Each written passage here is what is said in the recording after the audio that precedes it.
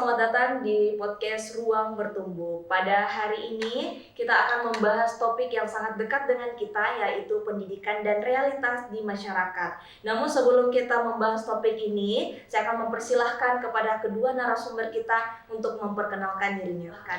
Perkenalkan, saya Nora Givari, tokoh masyarakat yang mewakili sudut pandang masyarakat. Saya Nadia M, orang tua, untuk mewakili sudut pandang orang tua.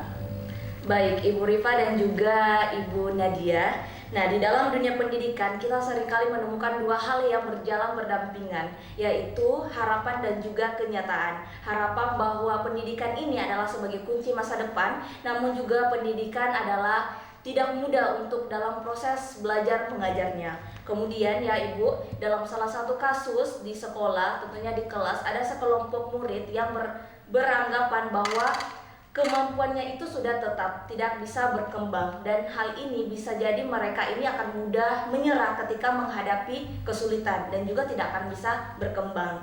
Nah, maka itu jika kita kaitkan dengan pengalaman pendidikan yang dilakukan oleh Butet Manurung di sekolah Rimba, mungkin pernah mendengar ini? Pernah. Kita akan melihat bahwa pendidikan itu bukan hanya soal ruang kelas, melainkan soal bagaimana cara membangun keyakinan bahwa setiap individu itu bisa belajar dan berkembang meskipun dalam kondisi yang sangat terbatas. Lalu pertanyaannya, apakah pendidikan benar-benar hanya soal kemampuan awal atau tentang bagaimana cara kita membentuk cara berpikir itu? Nah, kita akan mulai dari lingkungan terdekat dulu, yaitu tokoh masyarakat dan juga orang tua. Karena seringkali ya, cara pandang kita tentang pendidikan itu terbentuk dari apa yang kita lihat setiap hari. Nah, pertanyaan pertama mungkin untuk Ibu Rifa, bagaimana melihat kasus tersebut? Kalau kita lihat dari sudut pandang masyarakat, hal seperti itu masih sering kita temukan di lingkungan sekitar. Saya tokoh masyarakat, saya memahami kenapa cara pandang itu terbentuk. Jadi masyarakat kita itu lebih menilai ke pengalaman yang mereka lihat sehari-hari. Ada anak yang berpendidikan tinggi melanjutkan sampai sarjana S1, S2, setelah lulus masih kesulitan untuk mendapatkan pekerjaan. Di sisi lain ada anak yang berpendidikan tidak melanjutkan pendidikan tinggi, hanya standar SMP, SMA, namun mereka sudah bekerja dan mampu membantu ekonomi keluarga mereka. Jadi hal ini menimbulkan pertanyaan di benak masyarakat, apakah pendidikan itu benar-benar penting bagi mereka? Dari sini wajar kalau misalnya kemudian ada anggapan bahwa pendidikan yang panjang belum tentu menjamin kehidupan yang lebih baik. Bukan berarti masyarakat kita ini tidak menghargai namanya pendidikan, namun mereka sedang membandingkan antara proses dan hasil yang mereka saksikan dan rasakan secara langsung. Namun jika kita pahami lebih dalam, kita tarik lebih dalam tentang pendidikan ini, pendidikan itu bukan tentang bagaimana cepat atau lambatnya seseorang mendapatkan pekerjaan, tapi bagaimana kita melihat pendidikan ini mampu membentuk karakter, moral, dan pola pikir anak kita untuk menghadapi tantangan di masa depan. Karena tidak menutup kemungkinan perkembangan zaman itu sangat berbeda dengan zaman kita, dengan zaman anak yang akan datang. Jadi menurut saya pandangan masyarakat ini tuh kita harus pahami, bukan disalahkan, karena itu juga lahir dari realita yang mereka alami. Jadi sebagai masyarakat yang berpendidikan, menempuh pendidikan, kita harus benar-benar mampu memberikan pemahaman kepada masyarakat bahwa pendidikan itu bukan alat untuk mencari pekerjaan, tapi bagaimana membentuk karakter dan moral anak-anak kita, terutama di dunia industri, dunia pekerjaan. Ya, jadi pendidikan itu harus sejalan dengan berdampingan dengan kehidupan masyarakat, namun bukan juga sebagai alat untuk mencari pekerjaan. Mungkin seperti itu. Menarik sekali, ternyata pandangan masyarakat ini muncul dari pengalaman nyata yang mereka lihat secara langsung. Benar. Kalau begitu bagaimana dengan sudut pandang orang tua yang mempunyai harapan yang sangat besar kepada anak-anaknya? Betul sekali ya. Kalau saya sebagai orang tua berpendapat bahwa sebetulnya itu kami ingin anak kami itu mendapatkan pendidikan yang baik. Ya, pendidikan yang baik itu tentu berdampak pada masa depannya nanti. Tapi kalau kita melihat dari kenyataannya, itu masih banyak anak yang memang memiliki kepercayaan yang kurang percaya diri, kurang percaya diri ya. Jadi kami berpikir bahwa anak tersebut takutnya sejak awal gitu dia memelihara pola pikir yang seperti begitu, kurang percaya diri. Nah, pasti kedepannya pasti akan menghambat kinerjanya baik dalam dunia kerja, melanjutkan pendidikannya, pendidikan di universitas, apalagi yang ingin universitas di luar negeri tentunya ya. Nah, tapi ketika saya melihat kasus yang dijelaskan tadi yang sekolah rimba, saya ada gambaran sedikit bahwa sebetulnya tidak ada anak yang tidak bisa percaya diri, tapi tidak ada yang tidak ada yang tidak bisa belajar. Sebenarnya ada, tapi mungkin dari cara pendekatannya seperti apa. Jadi tidak selamanya kita harus melabeli anak tersebut itu tidak mampu gitu. Oke, jadi yang menarik sekali ya pada pembahasan kita tentang bagaimana pendidikan dan juga realitasnya di masyarakat. Ada Ibu Rifa yang mewakili masyarakat, bagaimana seorang anak itu harus sesuai dengan pendidikan dan juga kehidupan sehari-harinya. Ada juga Ibu Nadia yang sebagai orang tua, dia menaruh harapan kepada anaknya untuk terus percaya diri, untuk terus berpikir bahwa dia sebenarnya mampu seperti yang lainnya. Untuk sesi ini saya tutup karena kita akan kembali ke sesi berikutnya dengan narasumber hebat juga.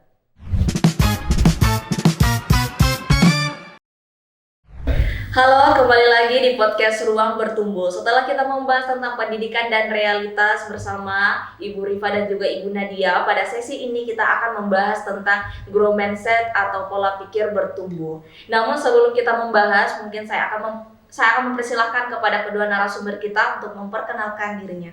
Baik, saya Tri Putri Cahyani, saya seorang guru dan mewakili sudut pandang guru.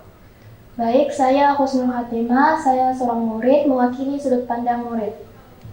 Oke, sekarang kita masuk ke lingkungan sekolah. Setelah kita masuk tadi pada sesi pertama ke lingkungan masyarakat, sekarang di lingkungan sekolah, karena disinilah proses belajar itu benar-benar terjadi, dan disinilah di sekolah juga cara berpikir murid itu mulai terbentuk.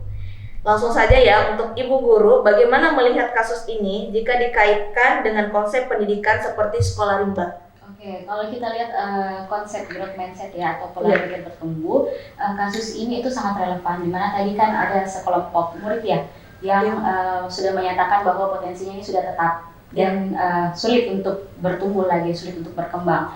Kalau dikaitkan dengan sekolah rimba, itu yang diperkenalkan oleh Bu Tet Manurung ya, kita belajar bahwa pendidikan itu tidak selamanya pada bangunan sekolah dan kurikulum yang terikat. Tetapi di sana itu dia mengajarkan pendidikan kepada anak-anak di lingkungan adat, di hutan adat, bagaimana mereka itu bertahan hidup, cara bertahan hidupnya. Jadi siapapun, anak-anak dimanapun, baik itu di kota maupun di wilayah masyarakat adat, itu bisa merasakan pendidikan asalkan mendapat pendekatan yang tepat. Karena di sekolah rimba itu kan gurunya yang memposisikan diri beradaptasi dengan kehidupan yang ada di hutan itu sendiri. Kemudian hal ini menunjukkan bahwa manusia ini bisa berkembang dengan pola pikir growth mindset itu sendiri, bahkan dalam kondisi yang sangat berbeda dan terbatas.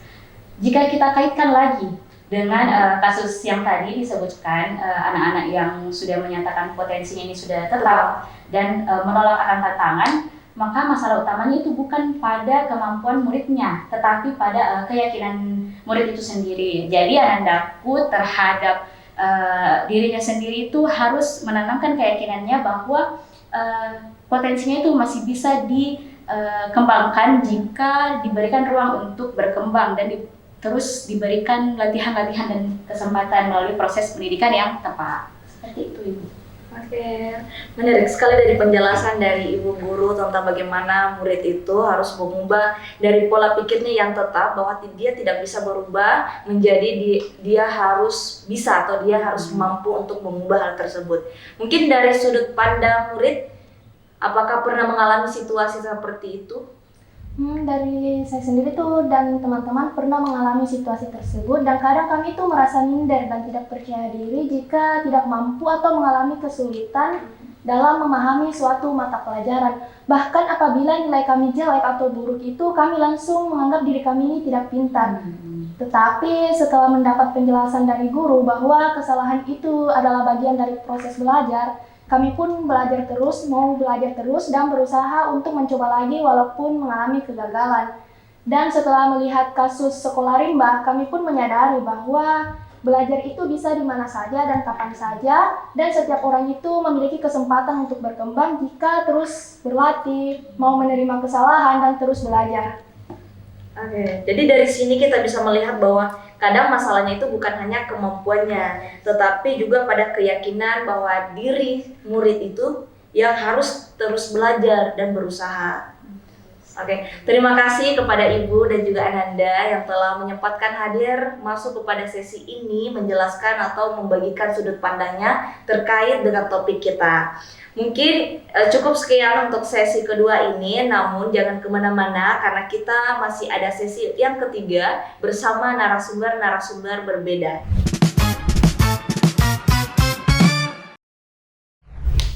Halo, kembali lagi di podcast Ruang Bertumbuh. Setelah kita ke sesi pertama tadi terkait pendidikan dan realitasnya di masyarakat, ada sesi kedua terkait growth mindset atau pola pikir bertumbuh di dalam lingkungan sekolah. Selanjutnya kita akan ke sesi terakhir tentang bagaimana pengalaman dan juga refleksinya kepada adinda alumni dan juga bagaimana dunia kerja atau realitasnya di dalam dunia kerja. Kita hadirkan seorang pengusaha muda dan mungkin langsung saja saya mempersilahkan untuk memperkenalkan dirinya. Halo, saya Nungki Abraha, seorang alumni dari salah satu sekolah menengah atas. Halo, perkenalkan nama saya Muhammad Akbar. Di sini saya mewakili seluruh pengusaha muda yang ada di negara kita ini. Itulah kedua narasumber kita yang akan membahas pada topik sesi ketiga ini, dan mungkin langsung saja saya persilahkan kepada seorang alumni atau Kak Nungki untuk membagi sudut pandangnya terkait bagaimana sih pendidikan itu atau proses setelah lulus dari sekolah atau pendidikan. Ya, saya pernah di titik itu, Kakak. Saya pernah merasakan hal tersebut. Dulu saya mengira bahwa saya tidak memiliki kemampuan apa-apa. Kemampuan saya stuck di sana saja, kemampuan saya tidak berkembang, hanya begitu-begitu saja. Tetapi setelah saya berusaha untuk mencoba terus-menerus, saya belajar, ternyata saya bisa seperti itu. Dan dari sekolah rimba ini, saya belajar bahwa sebenarnya kondisi itu tidak mempengaruhi. Tempat itu juga tidak mempengaruhi. Yang paling penting adalah kita sebagai individu mau untuk terus belajar. Dan kemampuan itu sebenarnya bisa berkembang, bisa diasah, bukan bawaan dari lahir begitu. Dan ibaratnya pisau, kemampuan itu jika tidak diasah maka dia akan tumpul. Dan ketika dia diasah, dirawat, diperbaiki, maka dia akan semakin tajam seperti itu. Oke, baik, menarik sekali ya Kak, karena kan seperti yang kita ketahui bahwa setelah lulus itu prosesnya sangat besar, kita harus mencari kerja dan bahkan pendidikan-pendidikan yang kita dapati di sekolah itu tidak sesuai di dunia kerja. Mungkin langsung saja juga saya tanyakan kepada Kak Akbar, bagaimana sih pendidikan itu di dunia kerja? Ya, di dunia kerja itu kemampuan awal itu bukan satu-satunya penentu. Yang lebih penting itu adalah kemauan untuk belajar dan berkembang. Nah, kalau kita lihat dari konsep seperti yang kita sebut itu sekolah rimba, ditunjukkan bahwa keterbatasan bukan alasan untuk tidak berkembang. Nah, begitupun sama di dalam dunia kerja. Orang yang mau belajar akan lebih berkembang dibanding dengan orang yang lebih mengandalkan kemampuan awalnya. Mungkin seperti itu.